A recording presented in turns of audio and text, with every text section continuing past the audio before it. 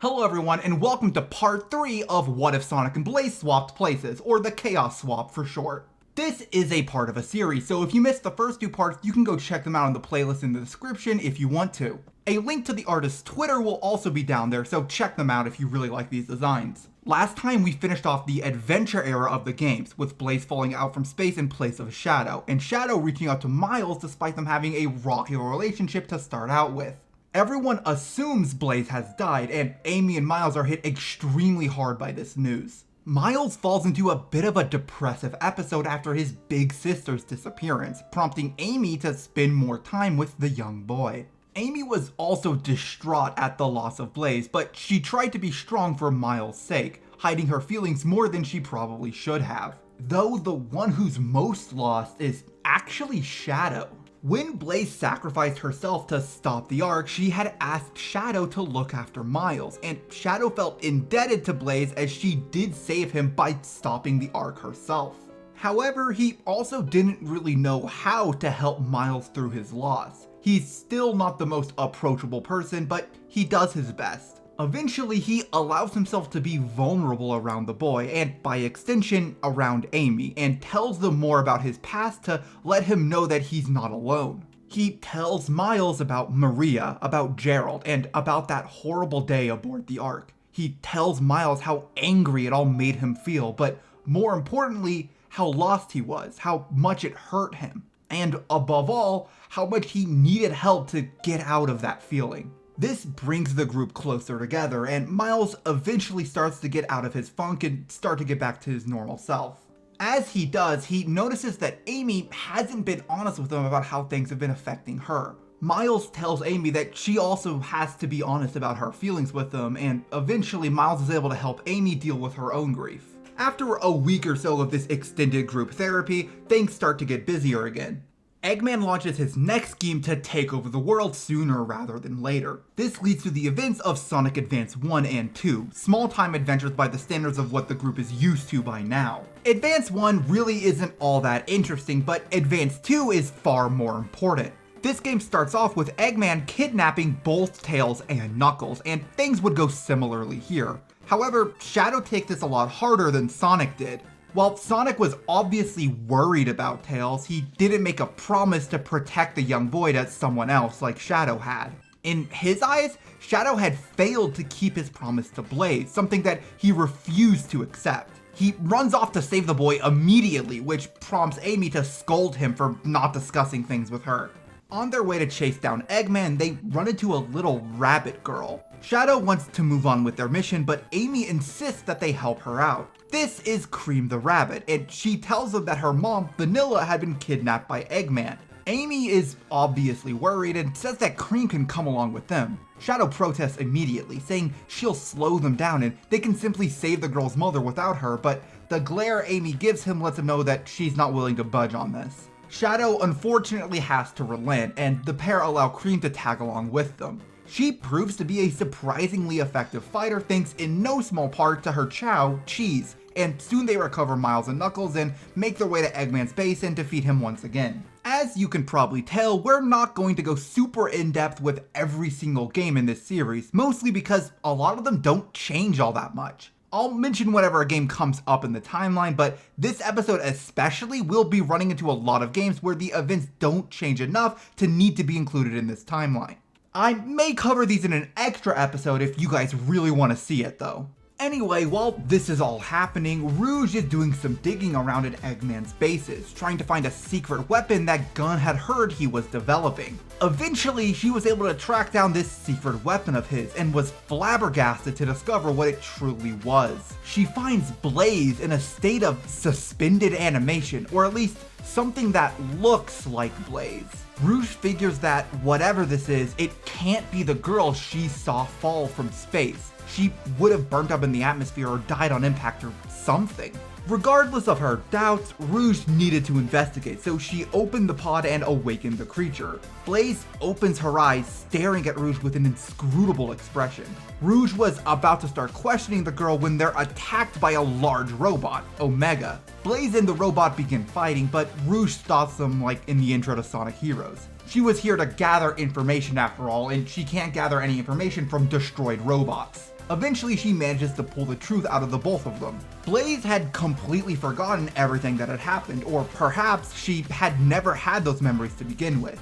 Omega was just pissy about Eggman abandoning him in a dark, depressing, and boring facility to guard some random cat. Both of them want to find Eggman, Blaze to get answers, and Omega to exact his revenge, and Rouge tells them that she can get them what they want. In Sonic Heroes, Rouge kept Shadow in the dark and allowed him to come to his senses on his own, but this time, Rouge knows that there are a lot of people who want to see Blaze again. However, considering that Blaze doesn't have her memories and the fact that she suspects this may not be Blaze at all, she doesn't want to introduce Blaze to Miles and Amy yet, only to let them down later. Conflicted about what to do, Rouge reaches out to Shadow. The two hadn't exactly been close since the events of Sonic Adventure 2, but they were on somewhat amicable terms at the very least. Shadow didn't think Rouge was one to socialize, so he suspected that the call was about business. Rouge explains what she found in her reservations around the entire thing. Shadow understands how she feels and decides that the best course of action would be for the two of them to tell Blaze and allow her to decide what to do. Rouge agrees, so soon the pair confront Blaze with the truth about who or what she is, explaining everything they knew about the girl from her first fight with the Doctor all the way to her sacrifice on the Ark. And they tell Blaze about their suspicions that she may not be a cat at all. Blaze has no idea what she's supposed to think about all of this. The idea of facing two people who cared about her so deeply yet who she didn't remember terrified her, and worse was being told that she may not even be real. The idea that this horrible Eggman character had created her to mimic his old rival made bile rise in her throat. Blaze says that she couldn't possibly face Miles and Amy in this state. Not until she knows that she's real at the very least. Rouge and Shadow aren't quite sure what to make of this, but they both decide to respect Blaze's decision. Rouge decides to keep an eye on the troublesome pair, and Shadow says he'll return to keep watch over Miles. The appearance of Blaze's copy meant nothing if she wasn't capable of actually watching over the boy. He still needed to keep his promise. As all of this is happening, the rest of the events of Sonic Heroes are being set in motion. Eggman has upgraded Metal Blaze into Neo Metal Blaze, and Metal's newfound power begins to go to her head. The combination of her newfound pride in her form and her frustrations with the Doctor, as well as lingering feelings of inadequacy from her multiple defeats at the hand of her loathsome copy, leads Metal Blaze to attempt to usurp Eggman. She locks him in a room aboard the Egg Carrier and assumes control of the Egg Fleet, and then pushes over the first domino in her master plan. She sends a letter to Miles at his university, where he's been studying since the events of Sonic Advance 2, or I guess in this universe, Shadow Advance 2. On top of this, Amy gets word from Cream and Big that Froggy and Chocola have gone missing. Miles and Amy invite the pair to go along with them and Shadow to stop Eggman, Miles mostly working as tech support to help Team Rose accomplish their mission. For his part, Shadow is pretty frustrated by apparently being downgraded from Ultimate Life Form to Ultimate Babysitter and wishes that he could handle this all by himself, but they insist on working as a team once again. Meanwhile, Eggman contacts the Chaotix to get them to come and save him, while Rouge, Omega, and Blaze are going after Eggman for their own reasons. Knuckles, who is on Angel Island as all this starts to go down, gets wind that something is up and goes to investigate, running into the Chaotix early on into their adventure and offering to lend them a hand. Knuckles' Chaotix did take place in this timeline still, we just skipped over because Sonic wasn't in the original, so Blaze replacing him wouldn't have changed anything. The point here being that Knuckles is still on good terms with these guys. So our three teams are all setting off to fight against Eggman for their own reasons, at least eventually. The first notable change from this point on happens in Rail Canyon. Once Pseudo Team Dark makes their way to Eggman, Blaze demands that the Mad Doctor tell her who she is. Eggman says that she already knows who she is, and that's all she gets out of him until the end of the fight. Afterwards, she interrogates Eggman only to discover that it's merely a decoy. Blaze makes to leave, but before she can, she notices something. It's her severed head on the ground. Blaze is taken aback, but as she investigates further, she sees that it's merely a robot. A robot so lifelike, she could have believed it was real. Before she can react, and before Rouge or Omega can intervene, Eggman's voice echoes out from his broken decoy. He mocks Blaze, saying that she's nothing more than an inferior copy, and she knows it. She's always known it. Blaze, in a fit of anger, strikes the decoy with her flames, destroying the speaker. Then she silently walks away. Neither of her companions can find anything to say. The next important change in the timeline happens relatively soon after this. After Amy's team makes their way to Lost Jungle, they run into the new Team Dark, including Blaze. Everyone is shocked to see Blaze alive, and Amy can't contain herself. She rushes over to Blaze and hugs her, tearing up with relief to see that the other girl survived after all. However, as the moment drags on, Amy starts to realize that Blaze hasn't even reacted to her. She looks up at Blaze to see the girl staring at her with confusion. Blaze slowly asks Amy who she is, and the girl is crushed.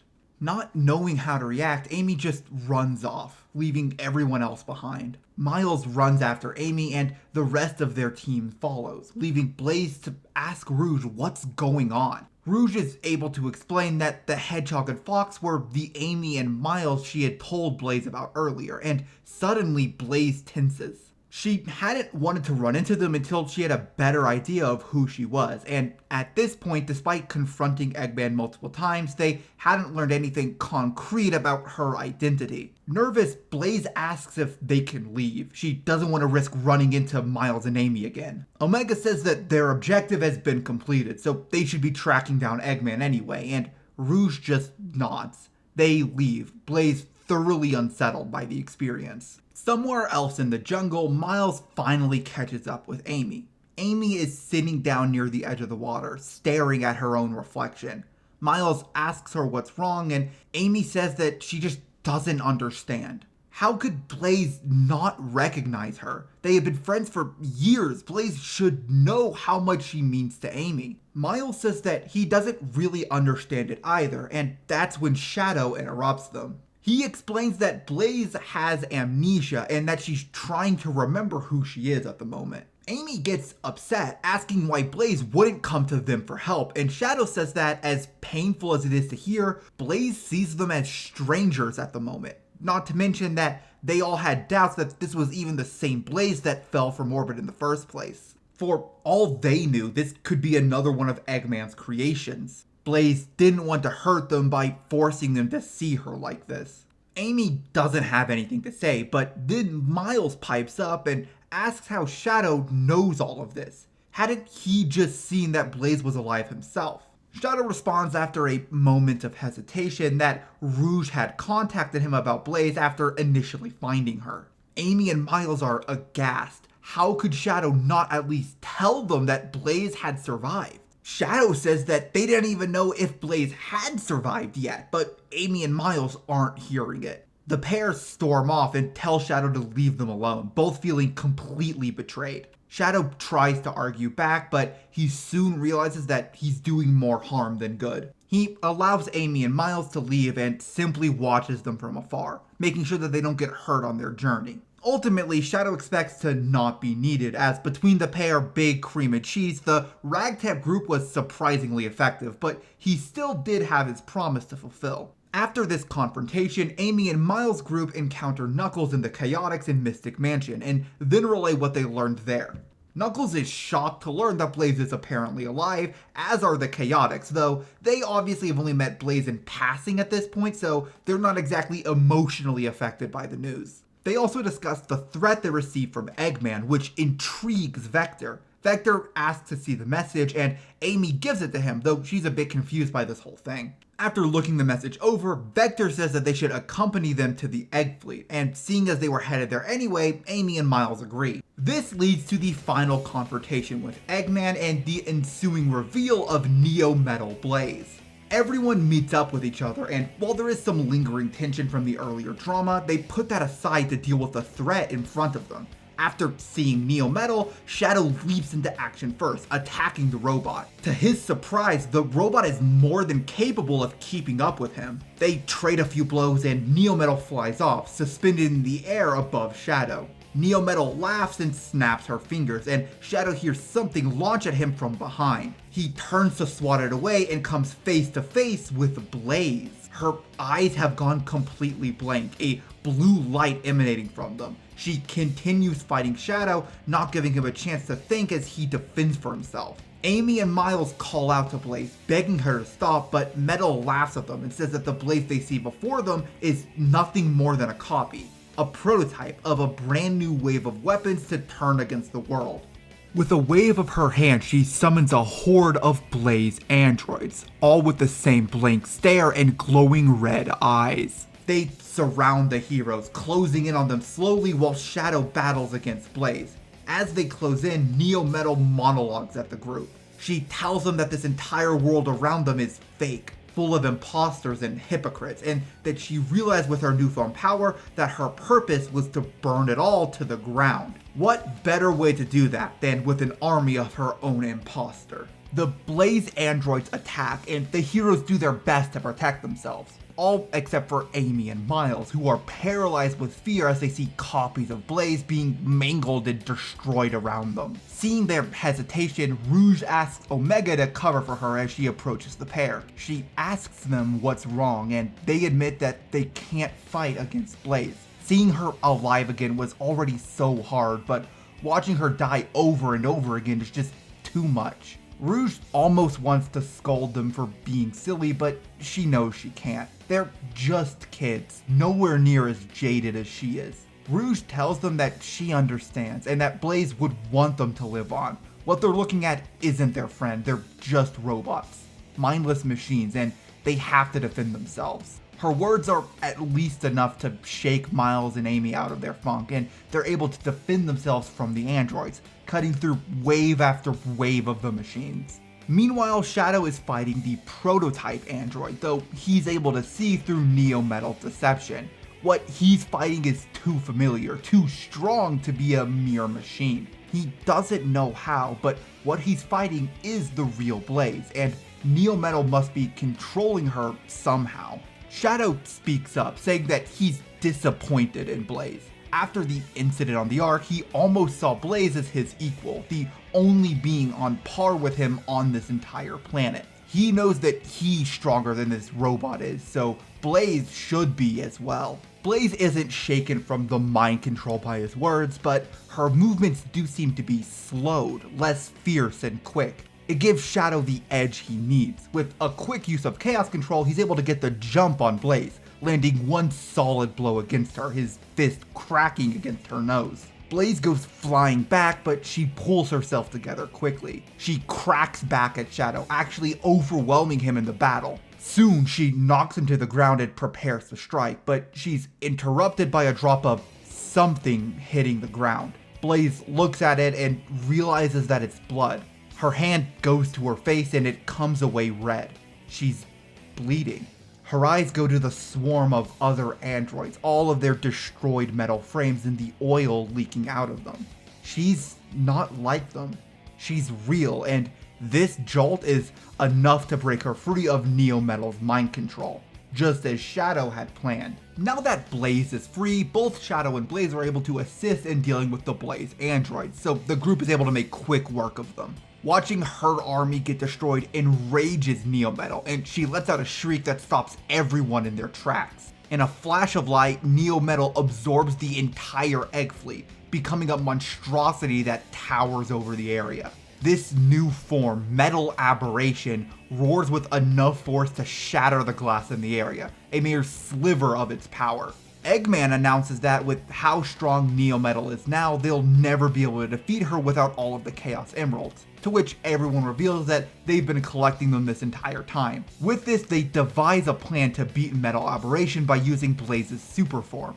By the way, as per a comment suggestion, I'm not going to call Blaze's super form Brilliant Blaze because it sounds cooler. However, Blaze reveals that she doesn't have her memories back yet, so she doesn't know how to go brilliant or whatever they called it. At that point, Shadow offers to use the Chaos Emeralds instead, with Blaze and Rouge as backup, to which everyone eventually agrees. The rest of the battle goes mostly the same, with everyone working together to force Metal Aberration to go into an even more powerful form in Metal Abomination, and Shadow goes super and gives Blaze and Rouge those little super shields that Tails and Knuckles get in the original story. They fight against Metal Abomination, who rants and raves about the injustice of the world. She says that she was built to destroy, and she spent all this time thinking that it was a curse, a burden that she had to bear. But after finally reaching this level of power, Neo Metal Blaze had realized that her ability to destroy this horrid world was a gift. Her accepting this gift and not rejecting it as her loathsome copy had is what made her the true version of Blaze.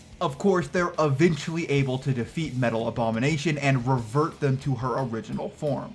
Once defeated, Metal Blaze asks why she lost.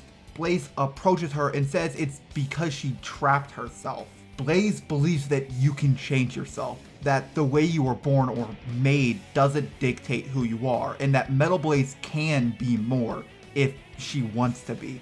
Metal Blaze, of course, refuses her kindness and flees. Afterward, Miles and Amy approach Blaze again, clearly saddened. They ask if she remembers them now, and Blaze shakes her head. She still doesn't know who she is. In fact, she wonders if she'll ever get her memories back. This admission is devastating to the pair, and without thinking, Amy runs forward and embraces Blaze. Miles follows suit, and the pair say that even if she doesn't remember them, they'll both never stop loving her. Blaze stiffens, and then she returns the hug, squeezing the both of them tight. The pair realize with shock that Blaze is crying. Blaze laughs to herself before saying that Amy is always too affectionate with her. The gears turn in Amy's head, but she soon realizes what Blaze means. She asks if Blaze really remembers them now, and Blaze admits that she still has some gaps in her memory, but she remembers meeting them, and more importantly, she remembers how much she cares about them. The relief is enough to bring both Miles and Amy to tears, and the group embraces each other, happy to finally have Blaze back after all this time. In the aftermath of the incident, Blaze goes over to talk to Shadow after catching up with Miles and Amy. She says that they told her that Shadow had been looking after Miles, just like Blaze had asked. She wants to thank him, but Shadow says that there's no need. Shadow owed Blaze a debt, and now he's paid it back. That's all there is to it. Blaze says that she wants to thank him anyway, to which Shadow huffs before giving a quick "you're welcome" and leaving. Blaze just shakes her head with a smile and goes back home with Miles. Small thing just for the sake of continuity, after this, Miles looks into the whole mind control thing with Blaze, and they end up removing a mind control device from her body. Neo Metal had implanted it at some point before all of this went down. I don't know where else to include this information, so I'm just explaining it right now. From here, we move on to Sonic Battle, which honestly isn't going to change that much. We still get the battle aboard the final Egg Blaster, which Blaze will win, and Emerald will unfortunately pass during the fight. However, the path to get there is just a little bit different. Since Blaze and Shadow have a slightly better relationship at this point than Shadow and Sonic did, thanks to Shadow helping look after Miles while Blaze was out of commission, she's able to get Shadow to tell her the truth about Emerald far earlier. This means that Blaze and Rouge are able to convince Shadow to allow them to give Emerald all 7 Chaos Emeralds a bit earlier, but that's really the only thing that changes. Eggman's plan would likely take the same amount of time to complete, so nothing else would go any differently. This leads into Sonic Advance 3 and the creation of Gemerl, and once again, very little changes here. Also, the whole Rider saga will happen around this time, or at least the very first part of it, but very little changes there too. These stories are pretty self-contained, so we're not going to spend too much time dwelling on them. The next big story game is Shadow the Hedgehog, and this is a bit of a weird one. Thanks to the branching nature of the game's story, we don't know exactly what happens over the course of its events. All we know for sure is that Shadow confronts Black Doom after Black Doom releases the nerve toxin. There are a few things we can say for sure will happen in this version of events. For one, Shadow is not having any of Black Doom's shit in this timeline. Not only does he still have his memories of Maria to help guide him, he's also already gone through some extra character development thanks to Miles and Amy. He's not necessarily going to straight up go the hero route and be buddy-buddy with everyone, because that's just not how he rolls, but he is absolutely going to try and stop Black Doom from the very beginning, despite the ensuing angst about his backstory that would result. There is a small hiccup though, and that's that the Eclipse Cannon was damaged by Amy in the last episode, meaning that it can't be used to destroy the Black Comet. After fighting against Devil Doom and destroying him, Shadow is at a loss for how to deal with the Black Comet and the rest of the Black Arms. He's almost ready to declare this entire fiasco a failure when Blaze approaches him. After Black Doom's defeat, the gas he had used to incapacitate everyone had faded, allowing Blaze and the others to move freely again. Blaze says that they can't give up and asks Shadow if he can keep the invasion at bay for a while with his super state. Shadow says that he thinks he has a bit of time left and asks why. Blaze isn't sure if it will work, but Miles and Eggman may be able to repair the Eclipse Cannon and use it to destroy the Black Comet if they have just a bit of time. Shadow nods and says that they'll need to get there fast, faster than just a rocket could get them there. With that, he grabs Blaze's shoulder and gives her access to the Chaos Emerald's power, letting her reach Brilliant Blaze as well. He says that she can use Chaos Control to get them there faster, and Blaze nods before rushing off. Shadow is barely able to hold out against the rest of the Black Arms, as holding the Black Comet at bay is extremely tiring. He's on his last leg when he gets word from Blaze that the Eclipse Cannon is ready. Blaze uses Chaos Control to warp the Black Comet into position, and they all put the Chaos Emeralds in the Eclipse Cannon and prepare to fire it. After a matter of moments, the beam fires, destroying the Black Comet below them. In the bay stands Shadow, Eggman, Miles, Amy, Blaze, and Rouge, the exact same group of people that months prior had saved the world from its imminent destruction, sans Knuckles, and they had just done it again. Everyone takes a moment to celebrate their accomplishment, but Shadow walks off alone.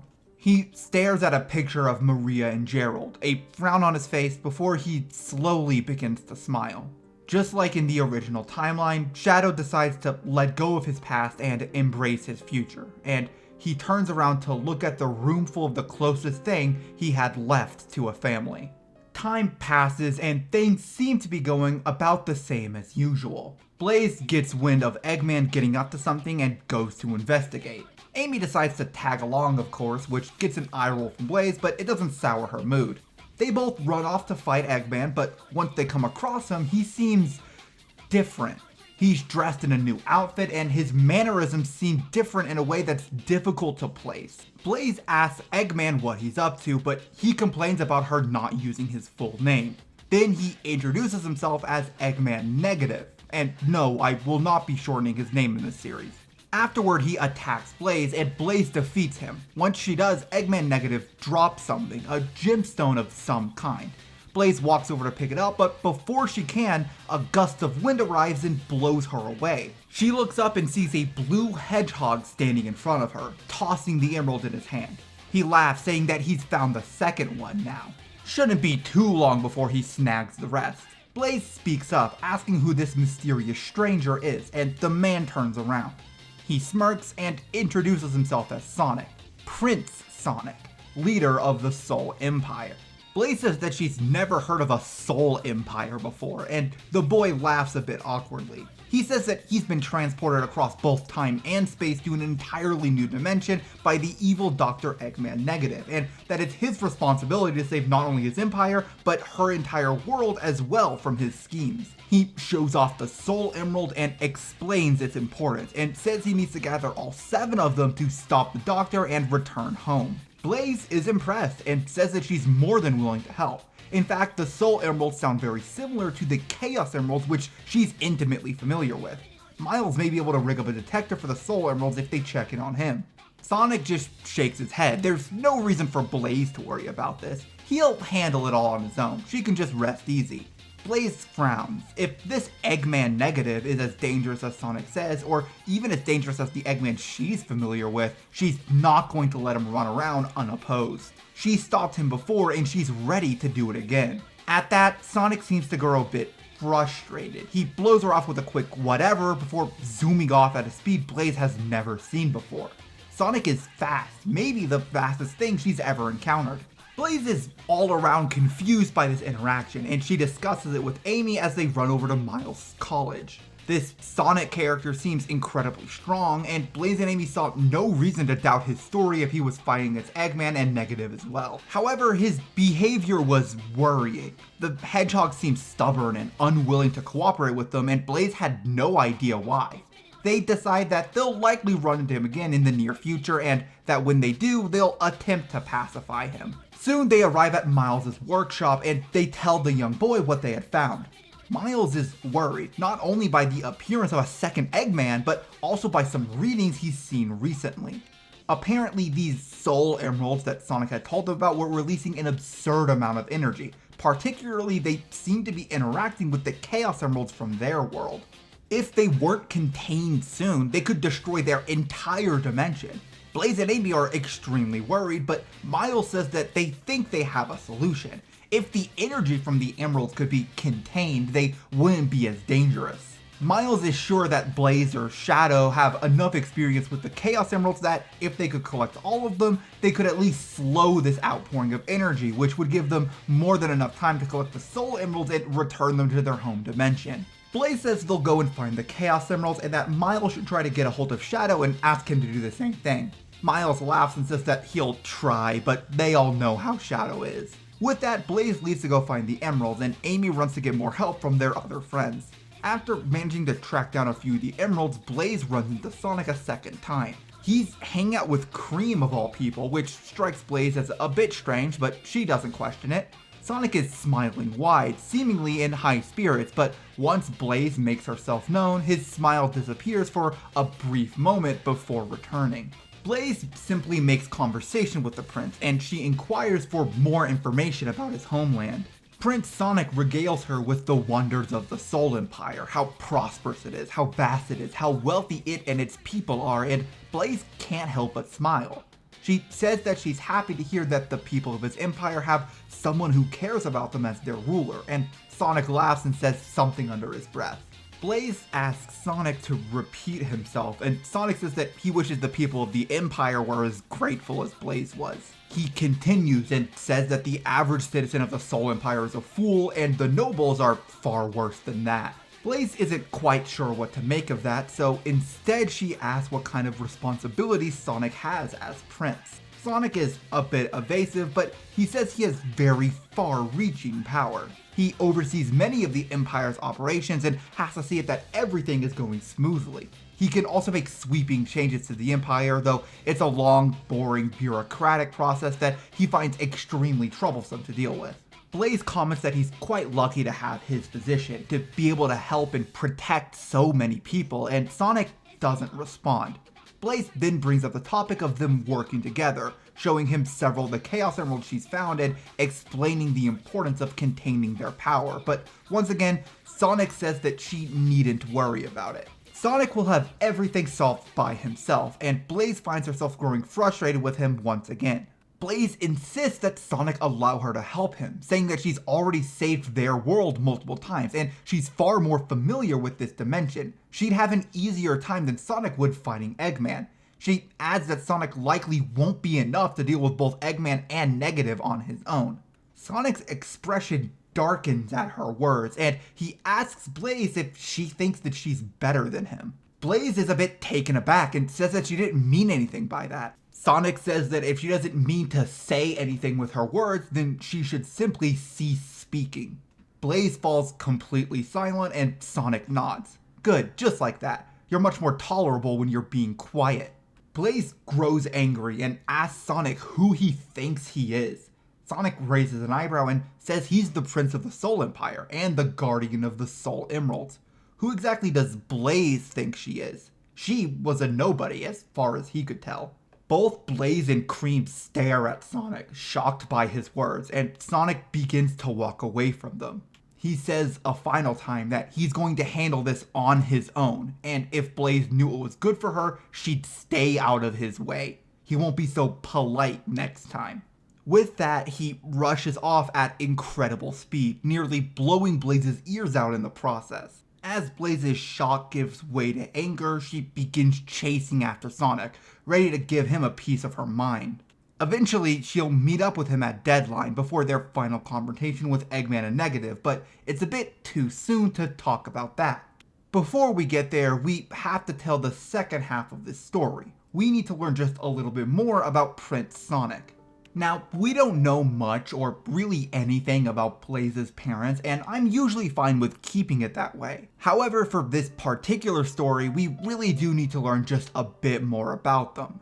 So, in this story, the king and queen of the Soul Empire will be a hedgehog and a cat respectively, the queen being the daughter of the last rulers and the king having married into royalty. When Blaze was born, there were complications during her birth, and the queen of the empire unfortunately passed away. This left the empire in a bad position politically, as they only had one viable heir to the throne, as the queen was the last of the royal bloodline. So when Sonic replaced Blaze in their dimension, they didn't have many options.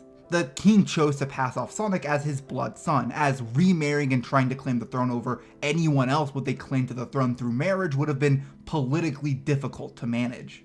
When Sonic was young, he was told his responsibilities as the next in line to the throne, of what it meant to be a ruler and of his connection to the Soul Emeralds. He was to be their guardian, and protecting the Empire was his burden to bear. Sonic was initially ecstatic. He was happy to be a hero. Sonic is still the same person at his core, and one of his traits is that he loves helping other people. He's ultimately a nice guy who does want the best for everybody. So Sonic threw himself into his role as Prince from a young age, only to find that things were far more difficult than he may have thought. Sonic is a rowdy person by nature. He still wanted to run off and have his many adventures, and he was never one for bureaucracy and structure.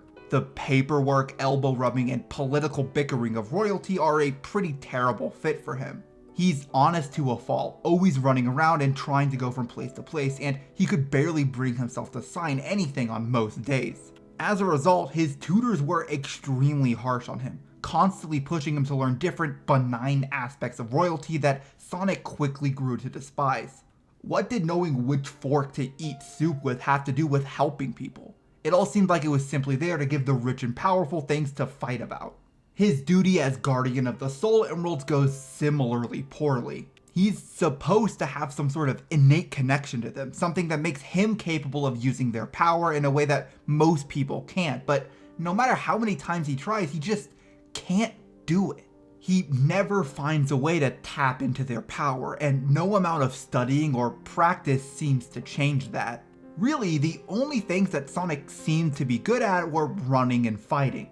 He still develops his trademark speed and assortment of abilities, and in his youth he used them to stop common thieves and the like terrorizing the good people of the Imperial City. However, even when he's doing something right, all of his tutors seem to have a problem with it. He's scolded for not acting like a proper prince, for acting like a common street rat and besmirching his family's name, and Sonic is getting tired of it.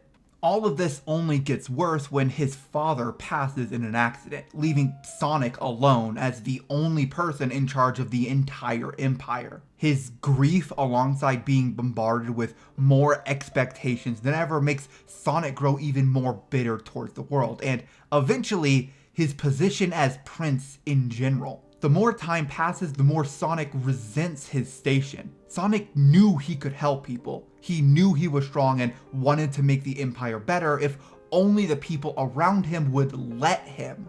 But at the same time, Sonic still loved the attention of the adoring crowds of his people. He loved the smiles on everyone's faces when he used his speed to save them, and the soft tears of reunited families when he was allowed to show what he could really do for the Empire. He still felt a responsibility to be the best prince he could be, at least for his father and mother's sake. It so paradoxically made his role as prince everything to him, despite hating all of the expectations it put on him.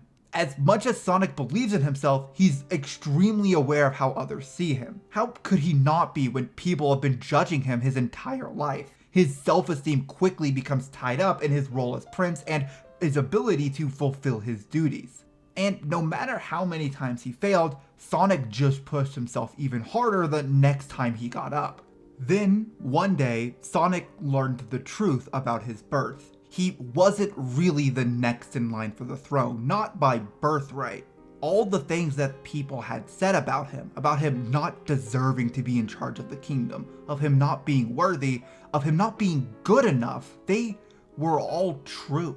Sonic was devastated. He lashed out at everyone, even cursing his father for hiding this from him, something that he knew better than to do and would later regret. But Sonic couldn't give up. He couldn't relinquish his claim to the throne now. Not only would it be disastrous politically, but personally, he had put too much into being prince to abandon it after all of this. He had to be king one day. He had to prove that he was good enough no matter what. This was the last straw that broke Sonic, and Sonic went from a happy-go-lucky boy out to try and help everyone he could no matter what, to a cold, cynical man who would do anything to prove that he was good enough. Sonic's sense of self was more fragile than ever, and when people pushed at him in this state, he began pushing them back.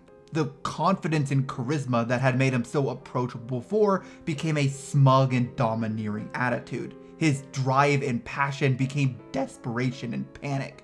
The core of Sonic's being, that desire to always do what's right and to help someone in danger, got pushed deeper and deeper into himself by years and years of judgment and failure, and by the walls that Sonic built to protect himself from others. So when Sonic teleported to the Chaos Dimension and learned what had happened, learned the danger that his dimension had fallen into, a part of him was excited. Running around as fast as he could, fighting bad guys and saving the day, that's what Sonic had always been best at. When he returned home triumphant with all 7 Soul Emeralds in hand and told everyone that he had saved 2 entire dimensions on his own, who then could say that he wasn't good enough? He would be a hero, and everyone would finally see that he was worthy of being their prince. This was his chance to finally prove himself, and all he had to do was take it. Things had been going swimmingly at first. The rabbit girl he had met, Cream, was nice, and he enjoyed how her eyes went wide when he talked about his role as prince. Her mother had also been lovely, and he had been having the time of his life fighting Eggman. Then he had met Blaze, and he had found himself getting annoyed. She was pleasant enough, of course, but her insistence that Sonic work with her was tiring. Sonic knew he didn't need help to stop Eggman, and saying that he had needed assistance to save the Soul Emeralds would only add fuel to the fire that was his reputation in the Soul Empire. Sonic didn't want or need her help, so rather than accept her invitation, he simply got to work on his own. He would soon meet up with Cream again, and the pair spent some time together. Sonic found that he enjoyed spending time with the girl for a reason he couldn't quite put his finger on. The girl was certainly impressed by his tales of being a prince, but that didn't really seem to change how she treated him. No judgment, no hesitation, no trying to extort favors from him. It was refreshing. But his good mood is ruined when Blaze arrives once again. The meddlesome cat begins asking questions, which is annoying but ultimately unimportant. Then she begins pushing on the whole working together thing again, and Sonic finds himself getting extremely annoyed. He tries to get her to stop, but she continues pressing the issue and says that Sonic won't be enough to stop Eggman. Sonic interprets this the way the nobles in his home dimension would have meant it. A slight at him, a challenge to his ego. After being pestered and undermined by Blaze so many times in a row, Sonic snaps. He lets all of his frustrations out, and the look of shock and offense on Blaze's face is extremely satisfying. At least, it is until he sees Cream's shocked face. The small girl is clearly hurt, and that surprisingly upsets him. Cream is so innocent, so far removed from the politics of the Soul Empire that she would never even consider talking to another person that way. Showing her this side of himself was embarrassing. These swirling emotions build up and Sonic storms off. None of this mattered. The only thing that mattered was fulfilling his role as the Guardian of the Soul Emeralds and proving himself worthy as the Prince of the Empire. Everything else was just a distraction. And that brings us back to Dead Line and the final confrontation between Eggman and Negative. Once there, Sonic fights against the Doctors on his own, 6 of the 7 Soul Emeralds in hand. He attacks both of the Doctors, doing damage to their machines, but he's unable to destroy them. It quickly becomes clear that he's losing the fight, but Sonic refuses to give up. He gets ready to launch another spin attack at the doctors when a pillar of flame appears before him. He turns to see Blaze shooting fire in front of him. Blaze says that Sonic's pushing himself too far, but that they can save the world together, and then Sonic snaps at her again. He tells her to leave him alone already. She's already getting in his way enough as it is. Blaze asks Sonic why he insists on doing this alone. She says that his need to beat Eggman on his own clearly goes beyond any practical concerns, and Sonic interrupts her. He yells at Blaze that she knows nothing about him, nothing about what he's had to do to keep the Soul Empire afloat, and nothing about what he's been through as a result. He's surrounded every day by pests who would ruin the Empire to grow their stockpiles of wealth an inch, idiots who judge him for having the gall to actually help those less fortunate than him. And every day, those same people look down on him just because he can't be a prince the right way, because he doesn't have the connection to the emeralds he should have, because he's not proper or royal enough, because he wasn't actually born into the royal family, but adopted into it, and Sonic is sick of it. They spend every waking moment trying to control him, trying to change him when he's already the person he's supposed to be, and he's going to show that them now. He's twice the ruler any of those people will ever be, and he's twice the fighter Blaze could ever manage to be, and he's going to prove it. With that, he attacks Blaze without warning. Blaze defends herself, fighting off Sonic while her mind goes back to what Sonic said. All the pain he's been carrying, the weight of an entire empire on his shoulders, and apparently no one else to help him carry it. Blaze realizes she had misjudged him, assuming him to be a spoiled brat or a despot, but she's not sure how to make things right.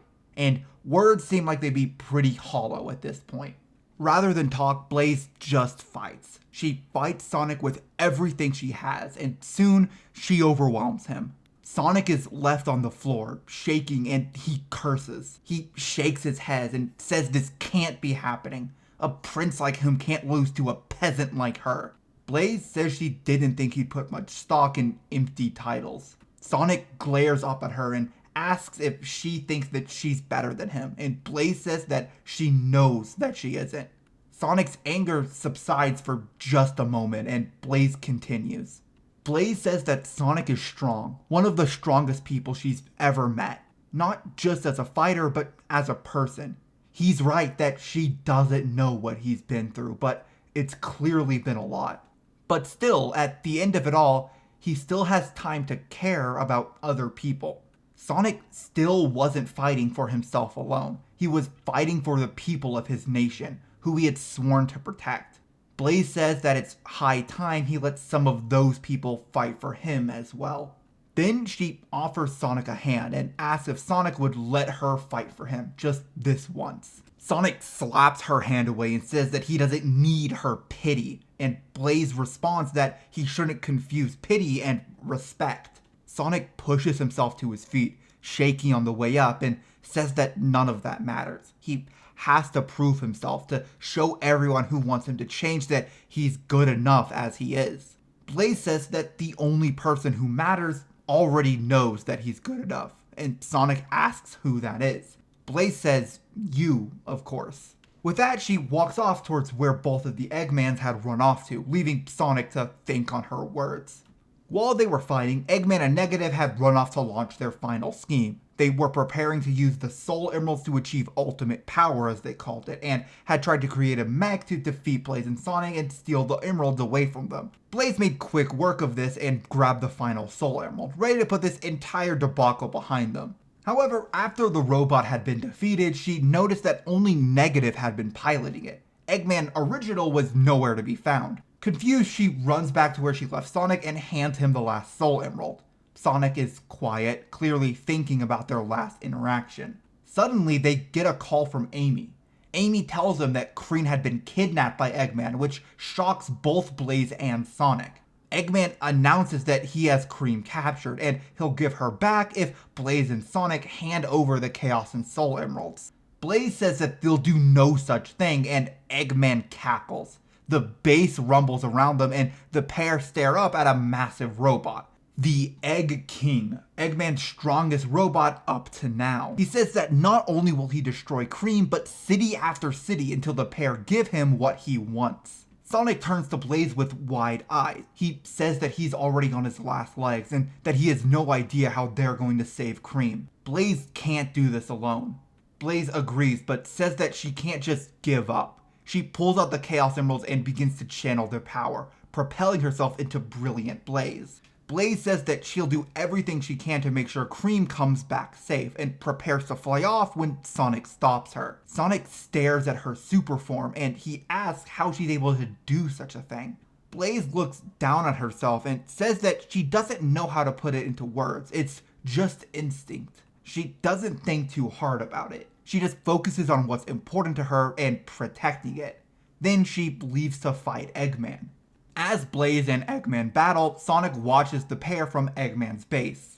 Everything Blaze had said to him was slowly starting to congeal in his head. He holds the Soul Emeralds in his hand, and as he watches the fight go on, he thinks to himself that he just can't stand here and do nothing. Not because he has to prove himself, not because it's his duty to help people, but simply because someone he cared about was in trouble and he wanted to help them. In that moment, Sonic was prepared to fight for somebody else with no caveats. He had acted selfless before, of course. Sonic is still Sonic at the end of the day, but in this timeline, his mind had always been clouded before. Before, he had always held on to some doubt and uncertainty, some spite in his actions, but with everything he had experienced over the past couple of days, he was finally ready to let all of that go. That was the push Sonic needed, and he was finally able to pull on the power of the Soul Emeralds. A brilliant light fills the area, and Sonic is able to reach his super form, a being able to control the wind with a mere thought, Storm incarnate. His name, Tempest. And yes, I am calling him that and not something like Stormy Sonic because I couldn't come up with an alliterative name that sounded cool enough. Sorry. After achieving his super form, Tempest launches into action. He appears beside Brilliant Blaze out of nowhere, causing the girl to pause. He smirks and says, "You didn't think I'd let you have all the fun, did you?" Blaze just smiles and the two fight against Eggman's new robot together. With two separate super forms fighting against him, Eggman really doesn't have a chance here. They make quick work of the robot and soon Eggman and Cream are plummeting back down towards Earth. As soon as Tempest sees Cream, he rushes towards her, catching her in his arms and giving her a soft landing on the ground, Blaze following close behind. Then he transforms back into Sonic and asks Cream if she's alright. She says that she is, and Sonic apologizes for how he acted earlier. He says it was wrong of him to take his frustrations out on Blaze. Blaze says not to worry too much about it. All's well that ends well after all. Sonic asks about the instability or whatever, and Blaze says that she thinks things should be okay for a while. Miles says that she could contain the energy of the Chaos Emeralds, and now it seems like Sonic was doing the same with the Soul Emeralds. Sonic says that he might take a bit of a vacation in their dimension then, and Blaze says that she'd enjoy getting to spend some time with him in better circumstances.